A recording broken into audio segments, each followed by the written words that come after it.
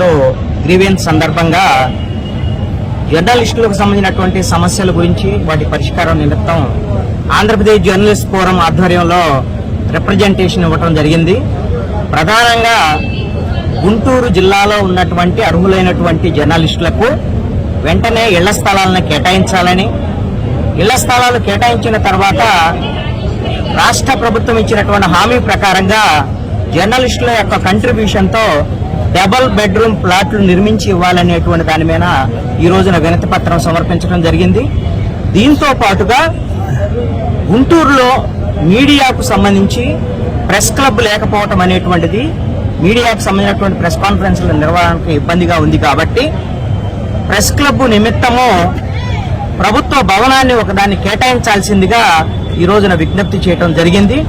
దీనికి సంబంధించి గుంటూరు కలెక్టర్ గారి నుంచి సానుకూలమైనటువంటి స్పందన వచ్చింది.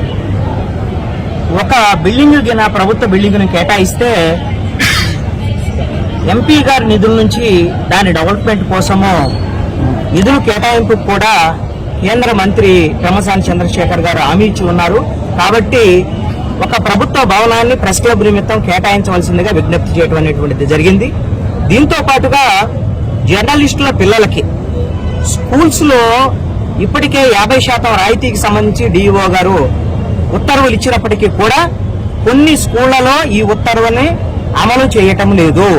ఆ విషయాన్ని కలెక్టర్ గారి దృష్టికి తీసుకురావడం జరిగింది. కొన్ని స్కూల్లో మాది సిబిఎస్ఈ సిలబస్ ఉంది, మేము కేంద్ర ప్రభుత్వ పరిధిలో ఉంటాం కాబట్టి మేము డిఈఓ ఇచ్చినటువంటి ఉత్తర్వుల్ని అమలు చేయమనేటువంటి విధంగా చెప్తున్నారు. ఆ విధంగా కాకుండా అన్ని స్కూళ్లలో కూడా ఖచ్చితంగా 50% ఫీజు రాయితీ ఇవ్వాలనేటువంటిది కూడా ఉత్తర్వుల ప్రకారంగా అమలు చేయాలి అనేటువంటి దాని మీద మళ్లీ ఒకసారి స్కూళ్ళకి ఆదేశాలు జారీ చేయాల్సిందిగా కోరటమైంది. దీంతో పాటుగా ప్రభుత్వ జూనియర్ కాలేజీలు, ప్రభుత్వ డిగ్రీ కాలేజీల్లో చదివేటువంటి జర్నలిస్టుల పిల్లలకి స్కూళ్లలో ఏ విధంగా అయితే ఇస్తున్నారో 50% ఫీజు రాయితీని ఇవ్వాల్సిందిగా అక్కడ కూడా దీన్ని అమలు చేయాల్సిందిగా కలెక్టర్ గారిని విజ్ఞప్తి చేయడం జరిగింది.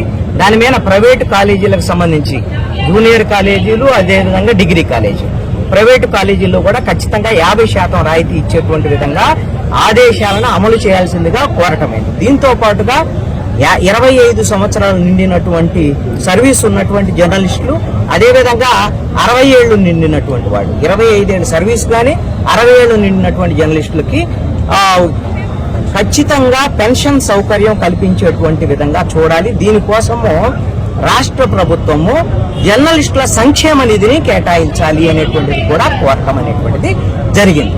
ఈ అంశాల మీద ప్రధానంగా అన్ని రకాల సమస్యల మీద కలెక్టర్ గారు స్పందించారు. అయితే ప్రెస్ క్లబ్ కు సంబంధించినటువంటి విషయంలో ఎన్టీఆర్ స్టేడియం కాంప్లెక్స్ లో ఒక హాలు ఇప్పటికే సీనియర్ సిటిజన్స్ సంబంధించినటువంటి గతంలో వినియోగించినటువంటి హాలు ఖాళీగా ఉన్నటువంటి నేపథ్యంలో దాన్ని ప్రెస్ క్లబ్ నిమిత్తం కేటాయించాలి అని, దానికి మినిమం ఏదైనా సరే దానికి లీజు ఉంటే దాన్ని ఏపీ జర్నలిస్ట్ ఫోరం తరఫున మేము బరాయిస్తామనేటువంటి విధంగా కలెక్టర్ గారికి విజ్ఞప్తి చేయడం జరిగింది. జర్నలిస్టుల పిల్లలకినా ఆయా స్కూల్ కళాశాలల్లో గినా మీరు రాయితీ కల్పించినటువంటి స్కూళ్ళు ఏవైనా ఉంటే మళ్లీ మాకు ఫిర్యాదు చేయమని కూడా కలెక్టర్ గారు వారు చెప్పి ఉన్నారు.